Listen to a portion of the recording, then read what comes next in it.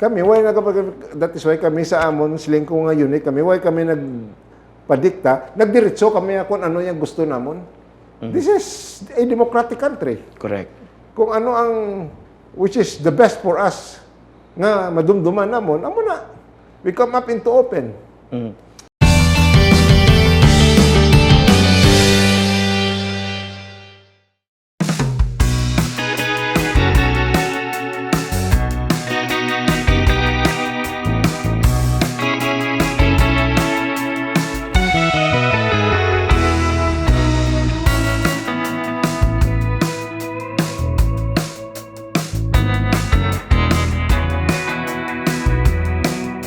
William Senoron is the former acting provincial director of Negros Occidental, and he used to be the former chief of Task Force Ilahas, a special police unit enforcing environmental laws.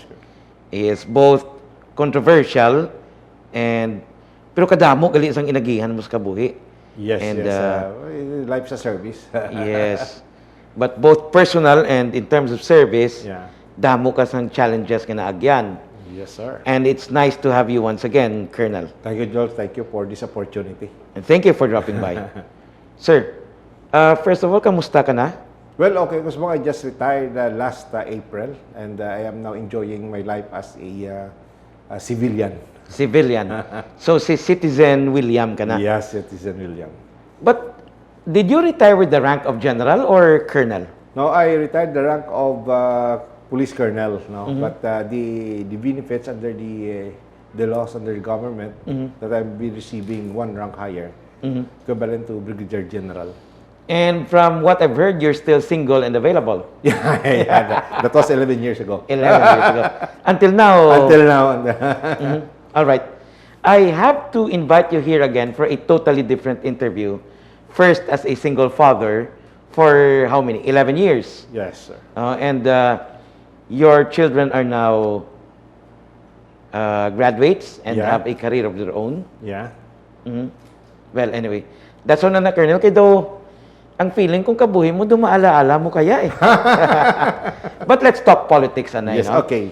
From what I know, you are one of the initiators of Padayuna Sara. Yes, sir. Yes, sir. What is this? Well, this kind of organization, it is an organized group from the masses. No, we have several members from different walk of life, different sectors, joining together in one uncommon cause, just to urge Sara Duterte to sustain and run for president and to continue what was sang tatay niya, his father, doing. To continue the legacy of good governance. Good governance. Ang title ng interview this afternoon actually is The Sanity or Insanity of Another Duterte. Yes, sir. Okay. But tell us, gapati ka mo nga Sara is fit or is qualified to run the country as president? Yes, the quality of Sara, hindi lang quality as a woman, but he invoked this kinatawag natin nga empowerment, no? Because this is a unique kind of leadership nara sa iya. Number one, she is a competent lawyer, a experienced political leader, which in fact he's the mayor of Davao City. But before, may mga councilor and vice mayor experiences. At the same time, naging consistent sang awardee, outstanding city mayors sa bilog ng Pilipinas. Kagat nakita naton nga may leadership style and quality fit to run the country. I have to ask you this before I proceed to this topic. No, you were one of those police officers in the recent past, who was reassigned because of your supposed links to illegal drugs. And it happened under Duterte. Now you are campaigning for her daughter. May makasiling nga ikaw biktima ka ni Duterte. Pero nga subong upod ka sa iya bata. No, hindi sila nga I am the victim of Duterte. I am just a victim of political squabble. and a victim also of a person who wants to be in power because of some other reason that was long time ago. But I never shy away with I never blame everyone for this fate, because as a police officers, that is expected to us, no? Expected to us to have this what we call fate in our career. So it could be more positive to us because everything is what we call this attainable in terms of our profession. But for the reason why I have become a victim of this, it is not because of Duterte, because of some other politician, because of some other person, which is personalized, which has a personal grudge to me. That is very interesting because now you're saying there is a politician who was involved in your transfer. Ari pa ni siya nga politiko, subong wala? Well, I never heard about him anymore. But may grudge siya sa imo, personal. I do not know if he has, because that was a long time ago. Yeah. But for me, it is just part of my job. But how did you feel nga you are one of those who is known to be more dedicated sa trabaho as a police officer? Yeah. And then when Duterte came, amuning natabo sa imo. You know what? It is very happy to note, no? That, as I said a while ago, that I am not a victim of the campaign of Duterte. I am one of the beneficiary, of course. Why so? Beneficiary in the sense that after I relieved this, I relieved as the provincial commander because of some issues in which turned out not to be true. Wala man siyang case na file, whatever nga ko, no, because of some other reason. So I was given a post in Camp Crame, which I can extend more my leadership and experience as an officer of the PNP. Anong last position mo sa Krame? I was the chief of the one-stop shop. Kumbaga sa Kwan, this under the civil security group. This is a, sabi nga nila, my position is, this is a corporate position or corporate unit of the PNP. Because I am in charge of the licensing of firearms, licensing of sa LTAP, no? Sa LTAP, and the security licensing. All the licensing nga that is under one roof, that is under my supervision and control. So ang trabaho sang sosya, ang trabaho sang FEU do sa imo. Yeah, in terms of licensing. Licensing. Yeah. All right. Now let's go back to Sara. As you have pointed out, she is qualified. But some people siguro might ask, isn't one Duterte enough? Sorry? Isn't one Duterte enough? Well, for me, no, in my personal thought and also the thought of my group, nami tani kung si Duterte ma-extend pa.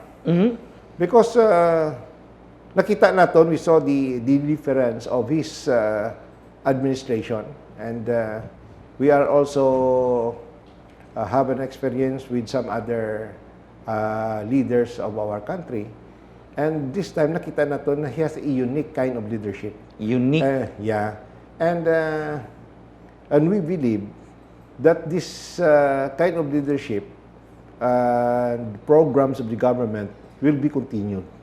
And the only thing that can continue this is her daughter. All right. Before I go further to questions about Sara, ang pamangkot is this. What kind of programs of the current Duterte do you want to be continued and why? Okay. Number one, obviously, in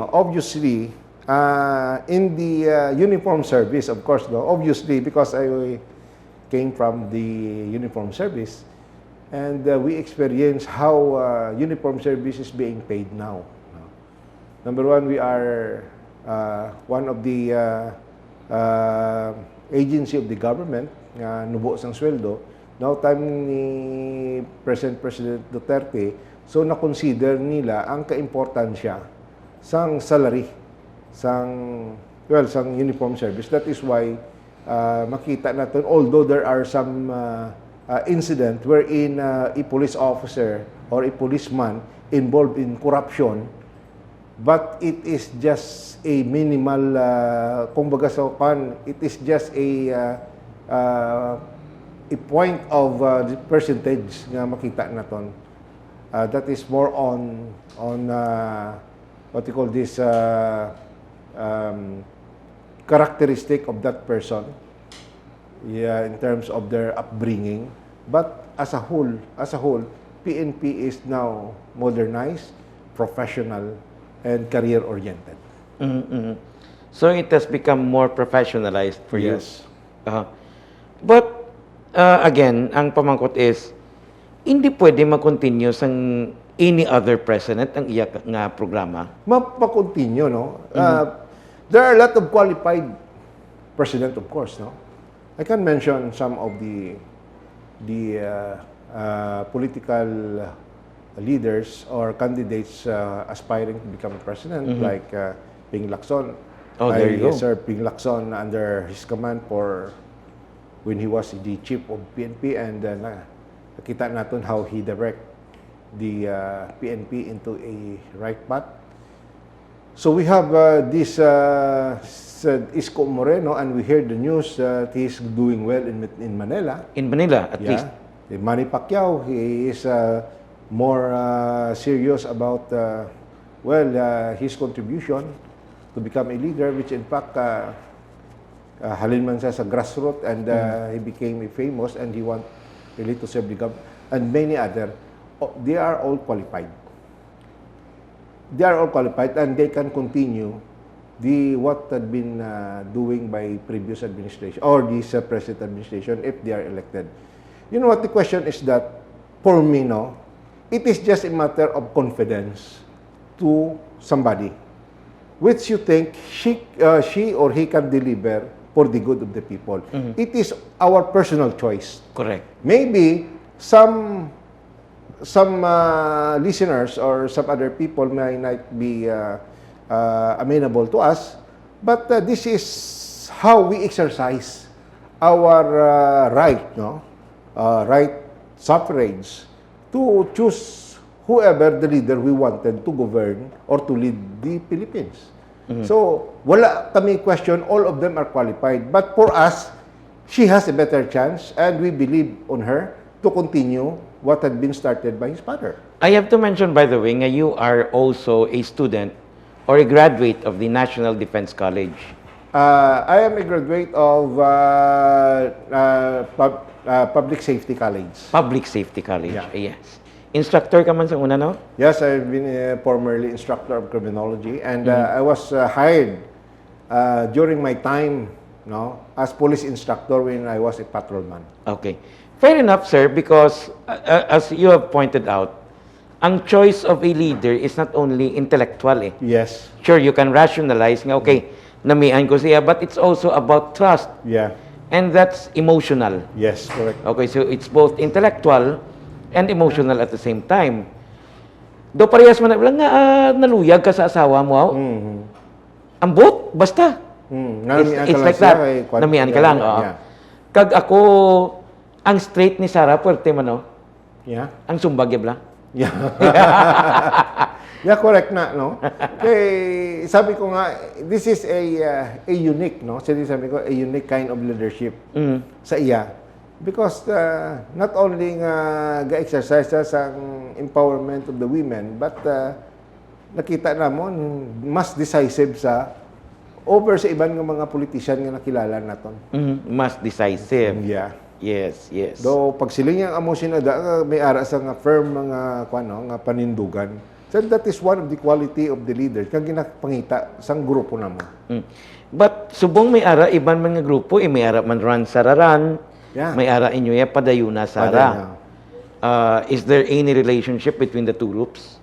Well, ang relationship nila, we are both campaigning and urging Sara to run as president. However, ang sa amon nga there are a lot of people nga gusto nga urging na Sara Duterte to run as president, kaling they were not able to meaning they have no vehicle to go to somebody and to give their support, no? That is why those people who really wanted to join the movement to urge Sara to become a president, so gintipon na naton. So from the grassroots level, gintipon na naton, and then we come up. It so happen we have the same vision and common goal nga nagtipon kami. That is why mas mahapo sa amon. Kay parehas mo, there is no need for us to tawag na ton, to sell Sara. Sila na mismo nag-volunteer, meaning sila, they are very open to support Sara in their own little way, no? Nga ara na sila. Amo lang na ya, why na kami nga, because why namon ginakon, okay, butuhon nyo si kon, wala na kami ka-convince sang tao. Meaning, nagtipon kami sa mga tao nga convinced na. Convinced na. Not necessarily mean that we have to convince them that mayo si Sara. Mayo ang iya hinimuan. Because there are people nga hindi naman siya namian si Sara. He preferred to vote for another candidate. Because what he think is this is a best for our country. So wala kami the argument. Because sa among argument is that we believe also nga mo sinadi ang the best way nga the best vote nga i-invest namon sa masunod nga leader. But can we say, sir, nga ining grupo ninyong Padayuna Sara na pagtipon nyo, nagkinitanay ka mo, tulukay ka mo, do intindihanay na nga si Sara ang inyo gusto. Mahimo nga lain-lain man ang isa base nagwapahan kay Sara, isa na alaman. Pero ang inyong point of unity is the fact nga you want her to run as president. Yeah, to tell you the story of this, no? When I retired from the service, di ba, wala ka na. You are now going back to the life that where you belong before. The life that you were not able to enjoy when you are still in the service. So, kadto ka sa mga old friends mo, mga kilala mo, kapihan mo, istorya, because the hot topic nowadays is politics. So, we came up with the friends like Elmer and some other friends nga nakilala mo that in event sang amon nga conversation that nakita namon nga okay manggali nga kwan na that we will going to be participate actively as a citizen of this republic. Nga siling ko sa grupo nga why is it that we have to wait somebody nga magkadto sa aton and to solicit our vote? Why not nga kita mismo we will offer somebody and to give ang boto naton kung sino ang pilian naton, just like Sara. Sabi ko, personally hindi namon nakilala si Sara. We never met Sara. Even sa sapatos si Sara, why kami kakita na. Why is it na gusto namon? Well, nagustuhan lang sa namon because we believe in her governance. Amo na. So, dira mismo nagtipon-tipon kami. But those people na contact namon, they represented different kind of organization. So, para hindi ma-displace, no? So that everybody will be participating in this movement. Everyone will be recognized. So, wala kami nagdala sang isa ka grupo. So, but we created another group, Amoning Alliance and Broadcasting Committee. Ano na siya? So, this is an alliance of several sectors. No? Nga, dahil na lang tatanan magtipon, wala na sang, why na sang grupo namon nga amon sang una, why na sang grupo amon sang una, all the existing ni sang grupo, i-venture na tonda. I-monta isa ka persa because the problem of the organization sometimes is the identity or whoever the one who is going to lead the group. Correct. So, the moment nga ikaw halin kayo sa na grupo, the other group, pwede mo siya, kamo-kamo lang na da. Jealousy, Philippine jealousy. But we come up with a solution that we will create a group that would align sa tinutuyo namon. So, muna, simple lang din niya na tao ini out of this consultation. what you're trying to, my impression now sa imo ginambal is, you want Sara to continue a legacy. Yeah, a The legacy. Duterte legacy. Not necessarily a legacy na kung ano ang karakter sa iyang Tatay. tatay. Pero, a But legacy legacy in governance. in governance Oh. na may everybody knows Duterte is more decisive in his decision. Wala pwede may magdekta sa iya. Inuwi nakita na mo ni this is one of the characteristics ng bata. Of course, hindi man masilig sila nga hindi na mamungas ang santol ang paho. Amo na lang kuno.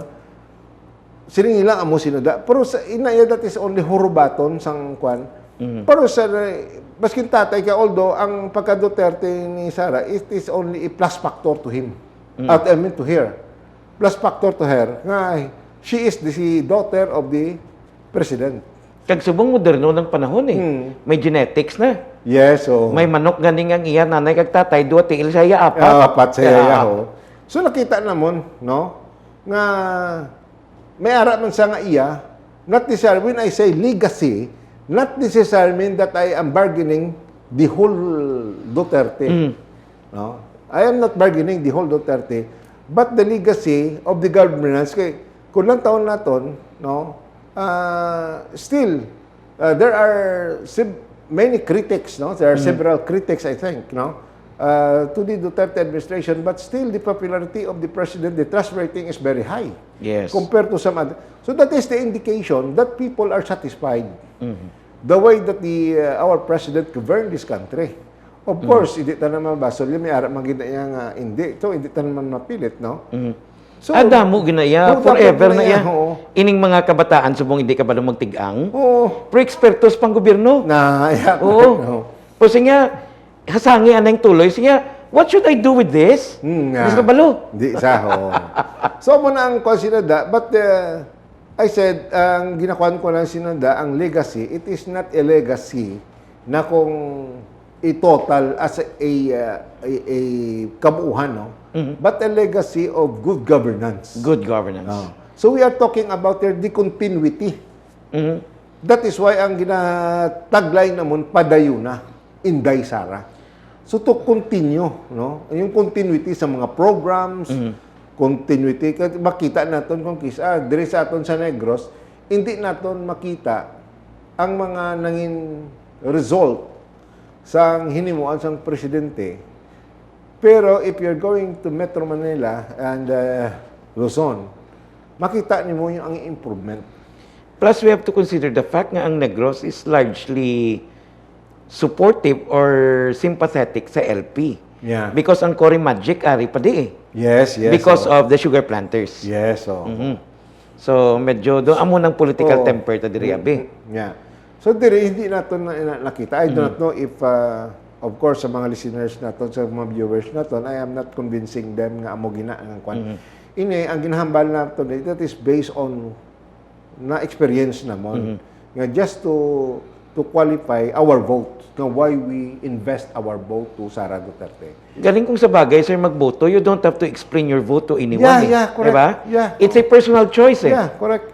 Diba? And in like manner, we also respect the one who the one that they really wanted to become the leader of this country. Do parehas man na, pre, anong imnon mo? Sige, emperador lang ako na. Why ka man ka pamangkot nga? Nga mo na gusto mo, Ang gani, Diba? Kamu na nauyunan niya mo. Amo na mo. That is why may mga kwan na gani nga ginakuan kami challenge. Nga mo na, ako ay kung kakwarel kung kwan. It so happen lang may mga grupo lang di sa Negros. We share the same vision and the same goal as far as governance of our country is concerned. Which is naging mahapo sa amon. Kaya some of them makita, hindi ka na mag-explain, mabulunteer na sila, masaya, let me participate in your group. Anong mabulit ko da sa inyo? Anong makanya da? So, mahapos. Although, sir, may ara sang gasiling the devil is in the details eh. Let's go over some details, sabi. Duterte and Duterte for President and Vice President, okay ka mo hindi? Ako, we are open to both of them. Pwede man Duterte and other candidates. May gasiling bongo. Kwan, ang sa amon na what we are campaigning is the president. What is non-negotiable for you is the presidency. Yeah, presidency. Iba niya pagusto na da. Kuan niya. That is why kami sa grupo ga namon, wala kami siling isang politician nga upod yaya nga kuan namon kay ang sa amon niya kami na diya mo. Wala sang politician nga siling sa amon o sige, kampanya kamo to. Amo na kami na that is out of the blue nga nagwa lang ni ini nga grupo. Pero may ara ka mo particular set of agenda or particular set of concerns nga gusto nyo nga bitbiton ni Inday Sara? Well, balo ka ang ina nga mga options no, wala na namon siling ginatutukan namon. Kaya kabalo kami nga kadamo sang mga maalam sa gobyerno naton. We have the mayors, we have the representative, we have the senators. Sila na iya ang bahala sa amon kung ano iya ang gusto nga matabo diri sa kwan. Because kwan mo ang sa amon lang is to offer, ang amon lang is the leadership. Ang kulang sa leadership mo. Ang question is that is the leadership. Kay baskin ano pa ka maayo sa tinutuyo mo ko ng leader naton hindi nangin maayo abi no. So nangin wala ini tanan.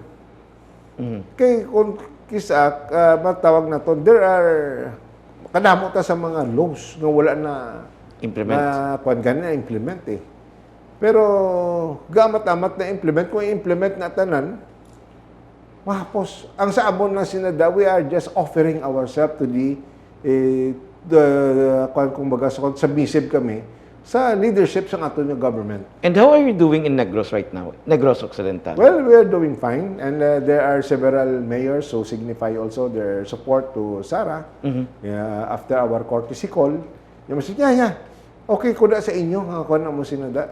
It is just a matter, we are not convincing them nga, kaya wala man kami capacity to give assurance nga, butuhon nyo ni kay maayo ni. Butuhon nyo ni kay amo ni, tagaan ko mo project ni. Kuha na ni tanan mo, do automatic na lang bala. Sili mo gani, you are mentioning about emotion. Nga nakita, nga parehas mo lang inyo nga. That is why, nangin sympathetic sa isa kag isa. Do nahimo bala nga, amo, isa lang ganili ang amon nga gusto. Kung so, sila kyan pamatik. To come up with sila gani nga ordinary nga citizen, ga-open sila nga gusto namon si Sara. Why not kami nga politician as considered as our leaders of our own territorial jurisdiction. So i-declare namon ang self namon nga amo sina. Nga para hindi ibla mag-question because kadamo sila nga gahulat kami sa amo sini, amo to, amo ni kung sino mo dikta sa amon. Kami why that is why kami sa amon siling ko nga unit kami why kami nagpadikta, nagdiretso kami kung ano yung gusto namon. This is a democratic country. Correct. Kung ano ang, which is the best for us, nga madumduman namon, amo na. We come up into open. But many people are asking, ang Duterte presidency is enough for the Philippines. Ang isa ka Duterte is enough. Nga mapadayon pagid sa ikadua. Well, may mga programs makita naton naging promisa ang presidente nga wala na postro, Like? wala na dayon mga let's say example ang war against drugs.